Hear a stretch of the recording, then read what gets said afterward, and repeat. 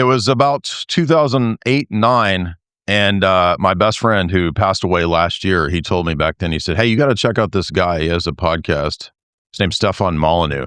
I remember watching a lot of these podcasts and thinking, "Oh, this is interesting. This is some good libertarian info." And I remember Stefan eventually blowing up and having a massive YouTube channel, having a massive reach. And then suddenly censorship hit hard. Hit me. I know it hit Alex, and it hit Stefan tremendously. But thank God we got all of our channels and our stuff back, or at least most of us, except Alex have. Stefan Molyneux, welcome to the fourth hour of the Alex Jones Show. Thanks. I appreciate it. Nice to be here. So let's get into the trek and the struggles that you had. I know that you had a massive channel. I remember watching it for a long time. You hit over 1 million subscribers, and then the censorship hit. How did that hit you? I mean, not as hard as some, harder than others. I lost most online presence, payment processors, and so on. But, you adapt. You kind of know it's coming. Like, I was in the game in 2005. I was like the third maybe user of YouTube or something like that. So you kind of get a sense that it's coming. I'm a philosopher. I've studied the history of philosophy extensively, and this is what happens to truth tellers, particularly when they gain some traction. What happens is you start to do good in the world, you start to encourage people to do good in the world, and that, boom, like that interferes with the designs of evildoers, and they wish to silence you. Those that they cannot answer, they wish to silence. Now, society has progressed to the point where we're not just dragged out onto a hill and hung or garroted or shot or set on fire. Now they just kind of silence us. But in those years, and they were amazing years, man, absolute peak humanity, 2005 to 2015. What a Wild West, free-range, liberty unleashed, no gatekeepers, direct to the population, syllables thundering from the sky like the farts of Zeus. You could do anything, say anything. The power, the freedom was amazing. Of course, it's a party that can't last because you're allowed to have freedom as long as you don't affect change, right? You're allowed to have free speech. You're allowed to say, well, I'm against the war. But if they can just print money and go to war anyway, you're allowed to have the syllables that surround you as long as they don't change anything that the powerful want to do. So the moment that people started actually changing things in the world for the better, man, you got to get that toilet plunger on the face and you've got to silence them down. So it's kind of something that I prepared for. I kind of knew that it was coming, but I was certainly very happy and proud of all that I did before and the stuff that I've been doing since. You had a tremendous influence. I mean, everybody I know, from Sam Hyde to, my best buddy that passed away, like everybody listened to Stefan Molyneux for years, a tremendous reach. Not that you don't, but I'm glad to see you back and many others, getting their handle, getting their channel and whatnot. So let's go back to the situation with the dollar, and we'll get into Bitcoin and all that in a little bit. But, I remember early on, you were hammering this issue that we're never really going to get out of these problems until we fix the money problem, until we fix the issues like the IRS and the taxation is theft. You were an early exposer of all that. How did you learn that? What was the thing that kind of tipped you off to the fact that we're actually controlled by the money printer and the wars? And we'll talk about this war as well, because I think it relates directly to this issue of the declining dollar. Like how did you wake up to that? Because you were way ahead of the curve. Well, it's funny, I was thinking about this the other day, so it's a great question. Thank you. So when I was in my early teens, I know that sounds ridiculously precocious, but it is a fact. So in my early teens, I had a history teacher who was kind of interested in communism, capitalism, socialism, and he would describe these things fairly neutrally and so on. And I remember it's sort of an instinct that people have that when he said, when I was maybe, 13 or something like that, he said to the whole class, well, don't forget, you're going to get your pensions when you get older. So taxation makes sense from that. And everybody laughed at him. Now, I'm not just talking about the mathletes who could do the math and understand that the pensions weren't going to be there, but everyone just kind of laughed at him. The very idea that in, 50 or 60 years, the government was going to keep its word to us was ludicrous. I mean, the idea that governments would do that because we all had the authoritarianism in school that was kind of unproductive. We had a school system that didn't care about what we wanted, a school system that teaches you absolute, complete, and total wasteful nonsense. The studies are that 98% of what you learn in school outside of basic reading, writing, and arithmetic is gone, baby. It's absolutely gone by the time you leave school. And by the time you leave school, I guess you know what an opposite angle theorem is, and you know what a triangle inequality relation is, but you don't know how to start a business. You don't know anything about the system you live under, and you don't know anything about taxation. You don't know anything about morals, but you've learned a lot of useless administrivia. And of course, as society has fragmented, because we used to, of course, have a Christian Enlightenment, so a combination of Christianity and Greco-Roman reason. We used to have that society, so you could teach those values. But as society has fragmented more, teaching moral values becomes more and more difficult, and more people get upset when you teach moral values in school, because if you teach Christian values, then other religions get upset. And so you basically have to carve out all moral content from education and replace it with absolutely mind-numbing, useless stuff. So I remember thinking, just even at the time, there's no way that the government is interested in our long-term interests as school kids, because they're not even interested in our short-term interest. I remember when I was a kid, the teachers all said the same thing. If effort matched ability, man, you'd be an A+, which is kind of like, well, why am I not putting in any effort? Maybe there's something wrong with the system. Maybe the system that's completely unresponsive to what children actually want is emblematic of a government that doesn't really care about what citizens want. And, study after study has kind of proven this, that governments, they do what they want. They'll give you the fig leaf of voting. Voting is a suggestion box for slaves.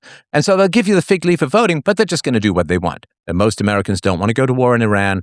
Going into war in Iran, you don't have to go to the citizens and say, hey, man, I really want to go to war in Iran. Can you sign me a check for $15,000 so we can go do it? Because then people could say no. When I was an entrepreneur and I wanted to found a software company, I went hat in hand to people that I knew and asked them to invest money. And if they'd have said no, there wouldn't have been a business, because it's voluntary. But if the government can just borrow and print and create out of thin air the money they want to pursue their agendas, what on earth would the votes of individual citizens or the preference of individual citizens mean at all? And it is coercive. If you say no, bad things happen. And I'm not a big fan of that kind of violence, or any kind of violence for that matter, except maybe a little bit of self-defense. Yeah, I think that, the hardest thing for the public to understand, and even for intelligent people, because they intentionally sort of wrap economics in a bunch of cutouts and scams and confusing terminology. But really, when you understand it as like a giant sort of onion ring of theft, and that the war becomes the health of the state, I think we're at this juncture once again where, kind of going back to like Operation Enduring Freedom or Desert Storm or whatever, like we saw the same thing 20, 30 years ago, where when we have these significant economic downturns or problems, war becomes the health of the state. Why is the dollar declining? Why is war the health of the state, Stefan? So war creates a situation of unity. It creates a situation of being under threat. And when people feel scared, they flock to authority. This is why almost the entire business of government and the media is to constantly poke you with these little tasers of fear, anxiety, terror, the global warming stuff and the deadly viruses stuff and the COVID stuff. And their purpose is to keep you constantly nervous, constantly anxious, constantly on edge, because then you feel like you need authority. And so war is the health of the state, because it allows the state to grow. It allows the state to impose restrictions on the liberty of the individual that it never really would be able to do in peacetime. And the state is also the health of war, because I gave a speech in Europe many years ago, Bitcoin versus war, which basically pointed out that if the government can't just create money, but actually has to go hand in hand to the population, you can find out if the population actually supports war or not. But if they can just create their own money, they can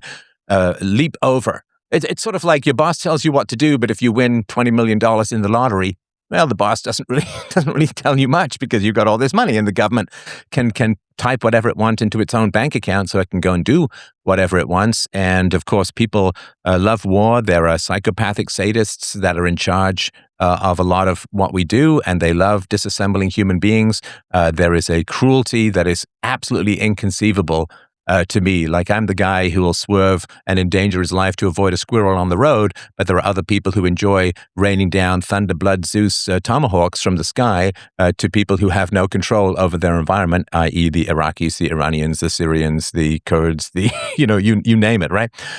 And so there are brutal people up there, and the existence of evil makes the state very challenging, because if we have evildoers who want to impose their will violently on others, what is the remedy to that? I don't think the remedy to that is to give them a virtually unlimited budget to achieve all sorts of violence throughout the world with no repercussions, and that's sort of a problem I've been puzzling over for many decades. I want to get to the issue with Bitcoin and perhaps why it's superior to gold, because I think a lot of people are going to immediately say when they hear you mention Bitcoin, well, that's that internet money. That's not a thing. Every time I bring this up, well, it ain't a thing. Facebook's not a thing, right? You don't go, find Facebook under a microscope.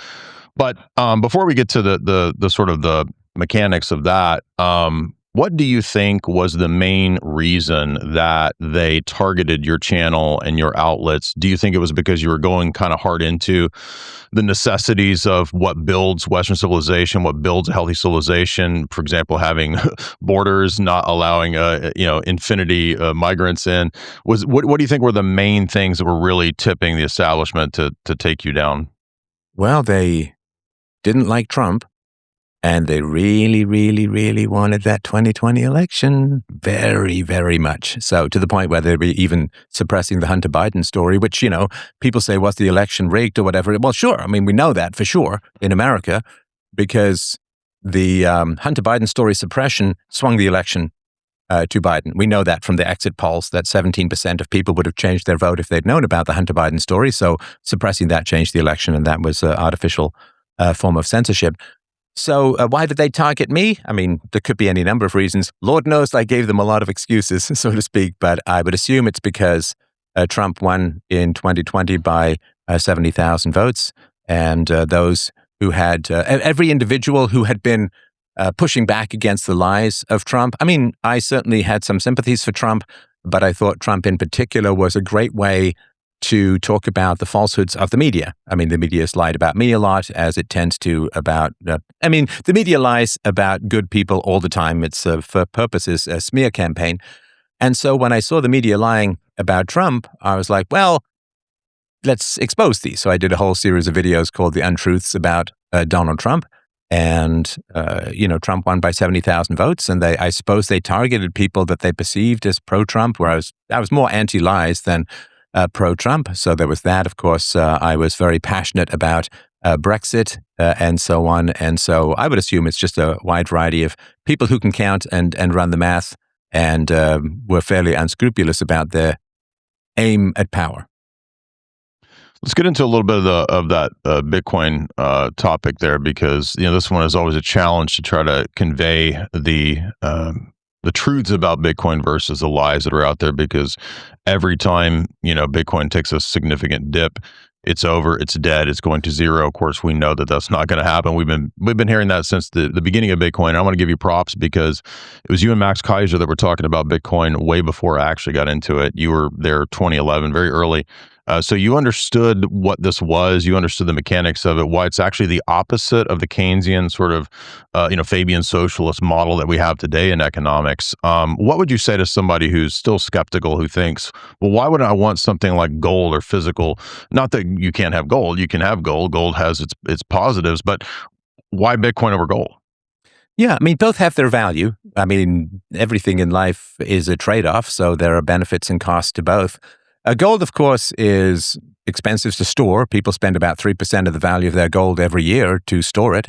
It's very expensive to transport. It's illegal to transport in most instances across any kind of borders. It's easily seized by the government. And it's all subject to fluctuations, of course, because if they find some big new deposit of gold, or, they go out to asteroids, something like that, or an asteroid crashes with a bunch of gold, then that's going to be highly variable. So, yeah, I mean, there are pluses to having gold. I get that it's tangible and physical and fungible and all that kind of stuff, but it's expensive to store. It's expensive to move. It's subject to seizure, and that's not even theoretical. That's happened a bunch of times in American history in the 30s and in the 70s and so on.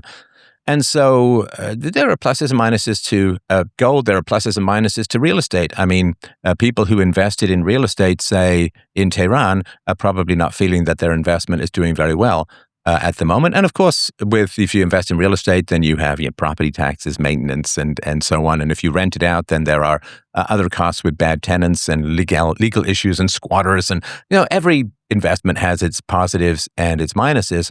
The general criticism of Bitcoin is that it's based on nothing. It's based on nothing. You say, well, real estate, you can live in it, and gold is like dual or triple or quadruple use as electronics and jewelry and other sorts of things that people can use it with. But that's kind of odd to me.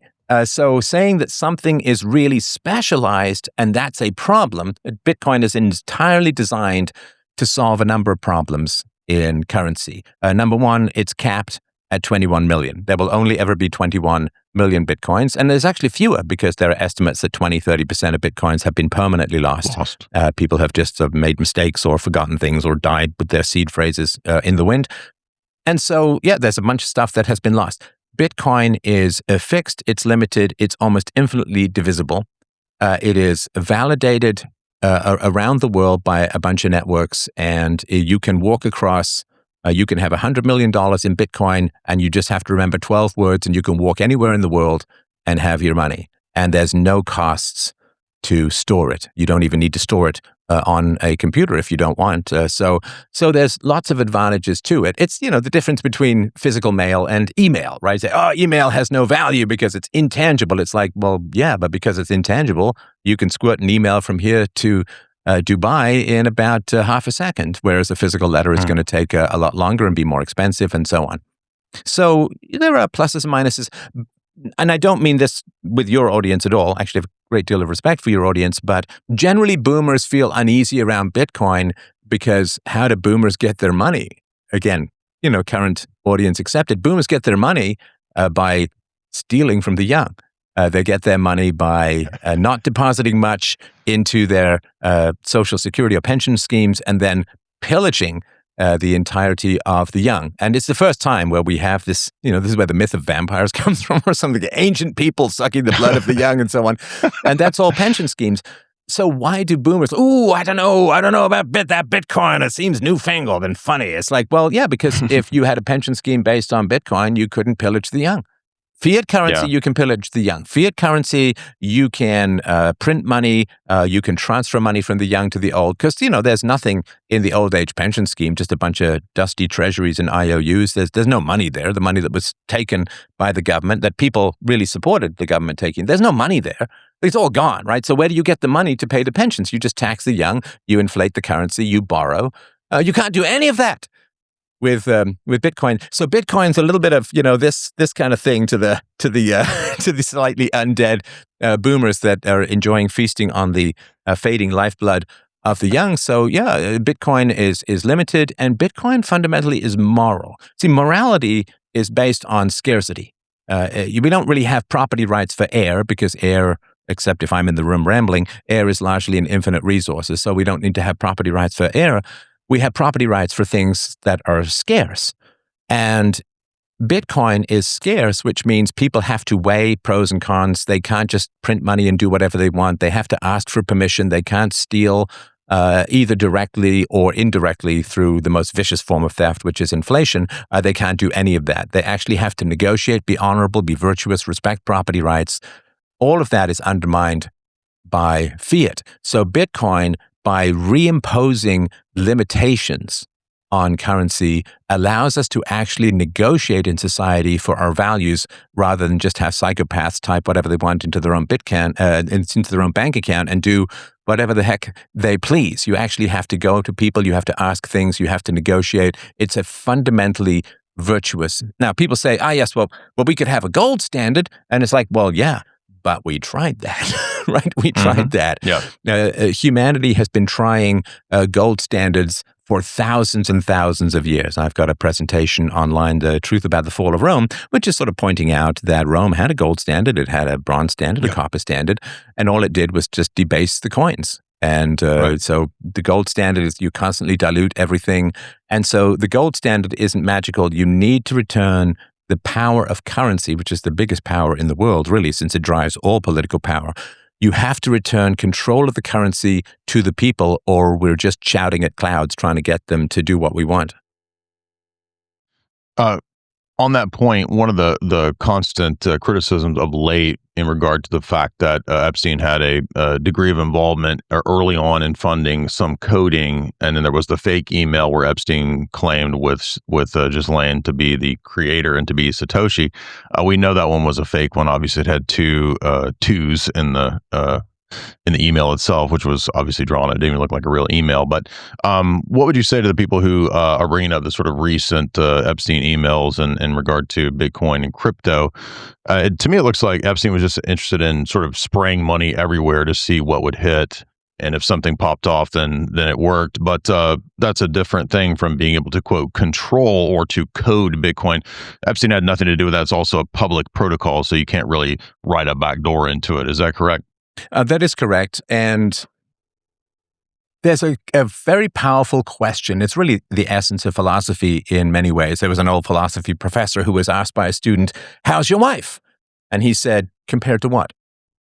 And in philosophy, the question compared to what is really foundational. This is virtuous compared to what, right? This is true compared to what, right? To compared to what is really, really important. So if people say a bad guy put a little bit of funding into the foundation of Bitcoin, therefore Bitcoin is immoral, you're saying, oh, so immoral people having something to do with currency makes that currency immoral. Okay, that's a fine principle. Let's apply it universally. Compared to what? Okay, how many virtuous people are currently running the fiat currency system?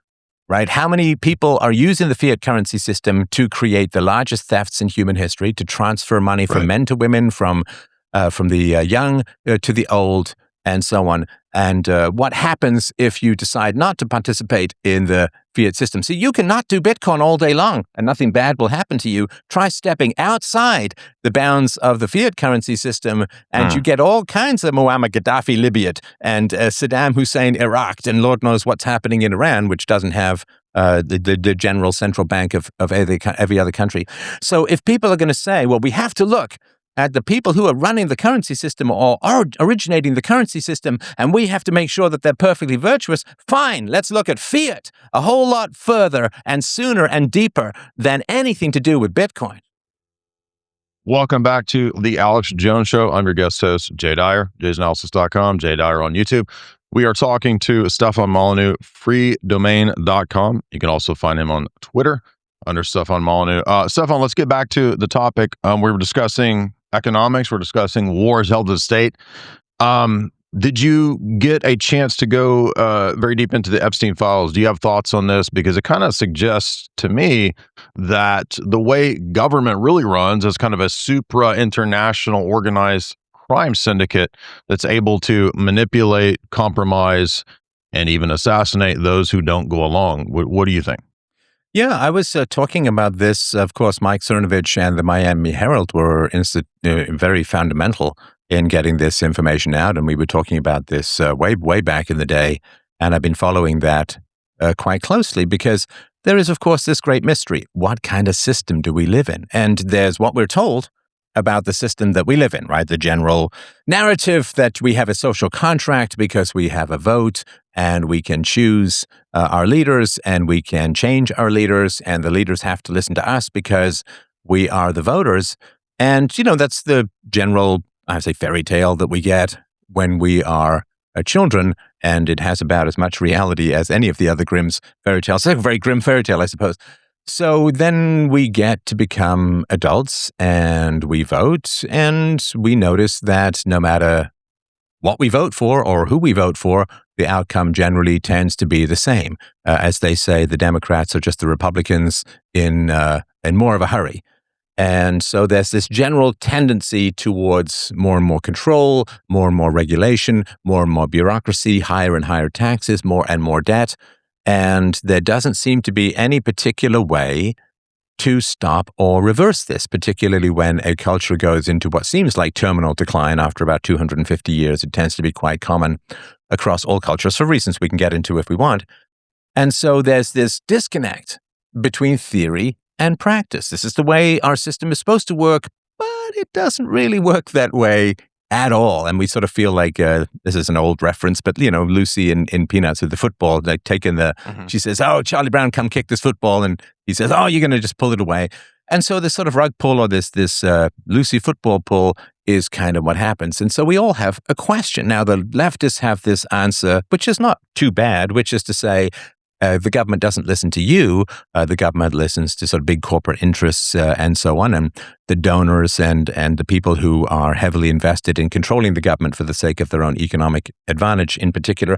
And that's not a terrible answer, but it doesn't really explain why the more free market aspects of the government would make their decisions. Now, of course, with the Republicans, you get much more fundamentalist Christianity, and with more fundamentalist Christianity, there is a weakness to the narrative about the Middle East and the protection of Israel and so on. And so that's partly why you get that foreign involvement, particularly in the Middle East.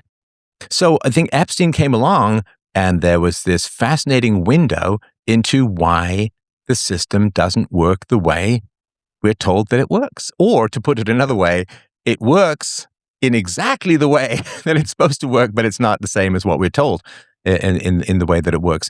And so the idea, if this is the case, and we probably will never find out for sure, but if it is the case that Epstein had his various houses, and his ranch in particular was never searched, but his various houses and brownstones, if he had them wired for video and sound, and the typical guess about how it works is something like you bring people over, you have underage girls that are look older, they're made up, and then you get the men drunk, or women, I guess, for that matter, and then you end up with them in sexually compromised positions with these underage girls, and it's filmed, and then you own them.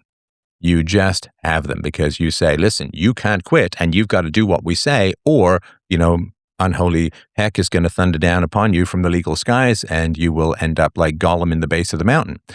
So if that's the way the system kind of works based upon blackmail and deception and control and so on, that would go a long way towards explaining why, for instance, in the Western world, the citizens have wanted a wide variety of things for quite a long time, including things like reducing mass immigration, improving the healthcare systems, and lower taxes and so on, and less foreign involvement, and lower wars, lower foreign aid, and so on. Because if you can't solve the problems at home, you shouldn't be spending money overseas. So this is what the people want, and it all seems quite reasonable and normal, and exactly how society was not a few decades ago. And nobody gets it. So who's getting out of the system what they want if it's not the citizens? And if we look at the Epstein thing, and it's just one of many possibilities, I don't think they need Jeffrey Epstein anymore because everyone's Right. digital fingerprint can be used to control them now.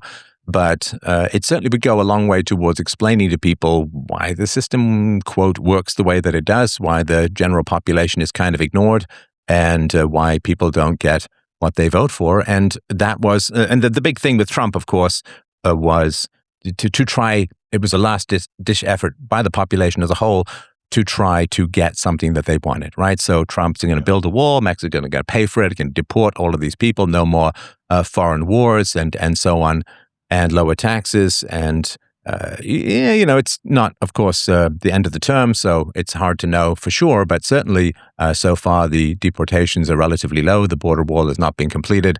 Of course, the invasion of Iran, or at least the war against Iran, is underway, which is absolutely brutal for a variety of reasons. And I think that people are processing, and I myself feel a sort of genuine wave of sadness about this whole situation, because people are saying, well, Trump was an outsider. Trump was independently wealthy. Trump has been investigated up the yin yang, and they don't have anything on him because otherwise he would have been locked up long ago. And he does seem to be a genuine populist. He's been talking about this stuff for decades. And you could not, in a sense, design a person who would break the cycle of ignoring the voters while promising the moon.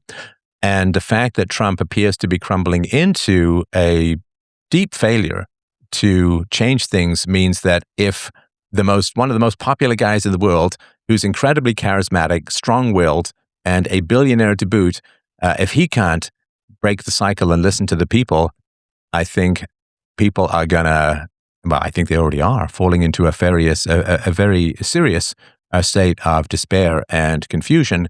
But don't worry, there are moral philosophers like myself to catch you when you fall and to explain the way forward. Well, I want to see what you think about this. Something that ties a couple themes together. For example, we have our first part of the discussion about banking and essentially fiat currency and the structure of that sort of swindle, I think you could say. And I was recently revisiting a Rothschild's biography, which discussed the famous Waterloo incident. And they were bragging in the biography, authorized biography by Morton, that yes, the story was actually true. We did get advanced intelligence, and this allowed us to then sort of buy up the London Stock Exchange for pennies on the dollar when it crashed based on advanced intelligence. And then some of those emails I thought were very, like you said, a window into this system, how it works with advanced intelligence, where, for example, Epstein is describing to Ariana Rothschild, to others, that when there's this crisis in this region, we have advanced intel. We can get in, buy it up. We can, get the bailouts. When the bailouts happen, we can have a fire sale. We can buy up places in Greece for pennies on the dollar. So it seems like there's a connection between the oligarchical, nefarious intelligence operations that Epstein seems to be involved in and the banking system and the structure of that swindle for the last several hundred years. Obviously, as you said, this goes back to the ancient world. There's nothing new about money clipping and debasing the currency, and there's nothing new about sexpionage and this kind of honey trap stuff. But is there a connection between the banking fiat swindle and organized oligarchic intelligence crime? Well, I actually started my career in the tech world as a programmer at a stock trading place, and there was millions of lines of COBOL code, and I was fairly responsible for designing and implementing programs to attempt to give them any kind of advantage in the marketplace. And I'm going to try and keep this brief because it's a lot of information to compress and get across. But the stock market was originally not designed for the everyday person. The stock market was designed like professional poker players. You don't just wander off of the street and sit down across Ben Affleck and say, I'm going to take you on, brother.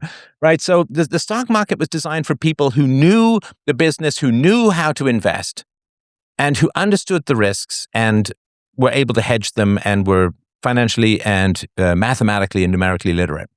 Now, the problem is, of course, lots of people, billions of people around the world, are forced into the stock market against their will. And they're forced into the stock market because you can't just leave your money sitting in the bank, because the endless termites of fiat inflation will eat away your actual life. Your actual life. You work for 40 years. And by the time the end of that 40 years is gone, 20 years of those have been a slave. You've been eaten up. You've been torn down. You've been enslaved. Retroactively, that's what inflation does, is it steals the excess of your past labor to use to feed the more of control and war. And so people have to go into the stock market, though they don't want to. It's like saying, well, why would you get into a lifeboat in the Arctic? It's like, because the Titanic is going down. You got to go somewhere. You got to save your money from somewhere. Our money used to be gold, which you could store indefinitely. Now it's like grain. You got to use it or lose it. And so you have to go into the stock market. Now, because there's so many, many, many trillions of dollars in the stock market that have no business being there, but it's just fleeing. Like if there's going to be some sort of natural disaster, everyone crowds into the gym in the local high school. Well, that's people fleeing the natural disaster of fiat currency theft, and they're just herded into the stock market. Now, because there's trillions of dollars, like a squid trying to feel for some food in the crevices of a coral reef, there are trillions of dollars sniffing for every short-term opportunity to make the tiniest sliver of profit, which means that information has become staggeringly valuable. And of course, you could just ask Nancy Pelosi about that. So if you have, there are trading firms that have moved their entire office to be 1 mile closer to the data centers because it gives them a tiny nanosecond advantage in their orders, right? So the amount of information profit that is out there because so many people are herded into the stock market as refugees from the degradation of fiat currency means that information, and this is political information in particular, right? What the government is about to do. Are they about to pass some crypto bill? Are they about to raise as they were threatening to, and I think they backed down to do to tax unrealized capital gains. I think that was in the Netherlands, right? So the tiny slivers of information, and literally being 1/100th of a second faster than everyone else, has meant that this information is worth more than the entire economy in terms of profit. And so when you have intelligence agencies and you have insider information, the amount of profit that you can make is so enormous. And it seems like everyone except Martha Stewart gets away with it. And so with that level of profit and that level of unenforced accountability, you can't enforce it. You can't possibly know everything that everyone knows ahead of time. And so that is just such a massive amount of profit with such a minimal amount of risk that it seems to me that most governments and intelligence agencies now are largely focused on getting those tiny slices of information that can be the difference between making $100 million and losing $100 million. And it seems to me utterly unenforceable, particularly if it's worldwide. And, of course, last but not least, Bitcoin fixes this. Yeah, exactly. And again, Bitcoin is the solution to a lot of these financial problems. And when you really understand the mechanics of it, not that I do, I've been studying it for since 2017, much longer. There's always more to learn. There's always more to understand about this amazing protocol. It's almost like a gift from God, you could say, like Max Kaiser says. But I want to talk a little bit about the solutions that Western civilization offers. Only Western civilization, I think, could have produced something like Bitcoin. You wouldn't get it from an Islamic civilization or something like that. And I think there is this rush to destroy Western civilization. I know a lot of your podcasts over the last several years, going back to the late 20-teens, you covered a lot about Western civilization. Is it intentionally being destroyed by certain nefarious forces? Do they want to bring us into a kind of international socialist technocracy? Something akin to Brave New World. What are your thoughts on that? Is that too conspiratorial, or do you think there is a plan for that? Yeah, and it's funny, because people talk about the term conspiracy theory. I'm sure your listeners know that this was just invented by the CIA to discredit things. So the term conspiracy is a very real thing. It's an actual term in law, and people can be charged and convicted of a conspiracy to commit crime, so a coordination to commit some criminal activity. So you can't say that there's no such thing as conspiracy theories when it's literally a term in law that is used to put people away for decades. Absolutely, of course, powerful people are going to coordinate their interests. I mean, is it a conspiracy if two wealthy people say, let's meet at this particular place for lunch at noon on Tuesday, and they show up? Oh my gosh, of course they coordinate. I mean, just to meet up and do things, they have to coordinate. So yeah, as far as destroying the West, I would say the West, yes, in general, but in more particular, it tends to be white Christian males. And I wish it wasn't. I sort of hate to bring race into it, but it's inescapable because as a white male, white males tend to be small government, while white males tend to be free market. And white males in particular tend to be free speech, which is really the absolute treasure of the West, all the way back from John Milton writing Areopagitica, the first robust, full-throated defense of free speech in the 17th century. We have been working to develop free speech. Currently, of course, under complete destruction in Britain, which has like 80 times the conviction rates than Russia does for speech. So white males in particular, you throw in the spicy Christian sauce and you get the most robust opposition to communism. Communism and Christianity have been opposing forces really since the mid-19th century, when communism, which is the latest iteration of a wide variety of socialist schemes. There's a Spieneland thing that went on in England in the 16th century, which was from each according to their ability, to each according to their needs. Works great in the family. It's terrible in politics. And Spieneland, of course, destroyed various sections of England in terms of economic productivity for hundreds of years, in the same way that the mass inflation of the gold coming in to Spain from the New World destroyed the Spanish economy for about 400 years, because it drives all of the smart people to other places. And so, as a whole, you have a big issue with the currency undermining. You have a big issue with Christianity opposing communism, because communism says that there's economic determinism and Christianity focuses on a free will. In order to have moral responsibility, you have to have free will, whereas, of course, Communism says that everything is determined by your relationship to the means of production, and you're Right. just a big giant copy paste blob of Star Trek unitard indistinguishability. And so Christianity is under attack, of course, as an individualistic, moralistic, universalistic philosophy and morality. White males, white males in particular, and I'm thinking about England, has spent a couple of hundred years killing off its most violent, its most aggressive, its most sociopathic, its most psychopathic. Like 1% of the population got wiped out every year, and that weeds out the crazies and weeds out the super violent, which makes for a more peaceful civilization. Of course, as we're finding out, a little bit susceptible to foreign invasion. And so, yeah, there is an absolute, if you want to gain control, Christianity's in the way. If you want to gain control, white males are in the way. So, of course, what do you see the most of is attacks upon white males.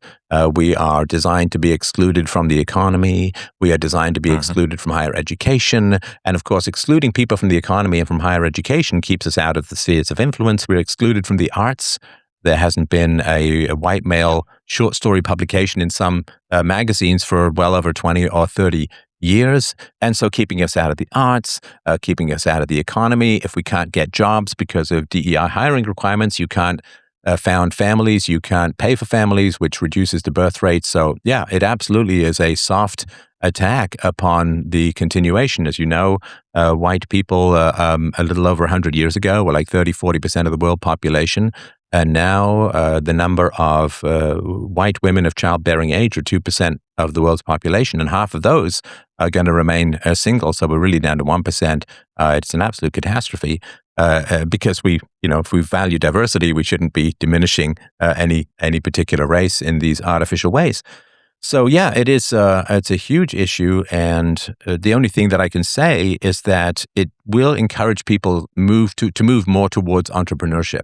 And of course, I've been encouraging all my listeners to look into Bitcoin and to become entrepreneurial. And I've given lots of advice about all of that sort of stuff. But yeah, I mean, I think it's indisputable when you see the numbers declining and, they say, oh, institutional racism. It's like, well, yeah, I mean, you don't need to make it up. The institutional racism is very clear. Don't hire white males in particular. Yeah, and exactly. if you fire them, never rehire them.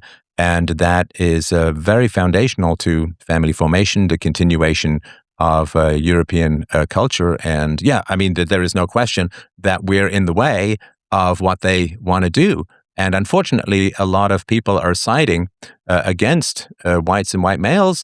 And the only thing I can say is if you get your way, boy, you'll miss us when we're gone, because things get very bad. It's going to be a brutal world. Yeah. Yeah, it's going to be a very brutal situation where your local imam is telling you a much more top-down type of structure versus what you had when you had more liberty under Christianity. I want to ask you about feminism too, because I know you've critiqued feminism for a long time. In fact, some of your first things that I heard from you back in the day were critiques of feminism, which kind of opened my eyes to, wait a minute, I was seeing this in my university classes, this anti-white male, ideology being sort of browbeaten into the students by all the professors, male and female. How does feminism fit into this? Why is it so integral and crucial to this, socialist technocracy that they want? Well, I mean, feminism is not about equality. Feminism is female supremacy, because there's no limit at which women say, there's too many of us, we need to bring more men back in. Like 60-70% of undergraduate students are women, and nobody's saying, whoa, Right. we went too far, right? So it's just female supremacy. There's no top to it, and it has nothing to do with female happiness, for sure, because as feminism has advanced, female happiness has declined significantly. Feminism fundamentally is about one thing and one thing only, which is that women who get married want smaller government. This is very statistically true across the West as a whole, because when women get married, and particularly if they stay home, then they want the government to tax their men less so that they have more family income, and they can then provide a lot of the services that the government provides in their own community, charity and support, and healthcare support and so on. And so if women get married, they want smaller government and they want lower taxes. If women are single, one of the biggest voting blocks for leftism is women. And of course, sadly, they were instrumental in the overthrow of the relatively free Iran in the late 1970s and the influx of the imams.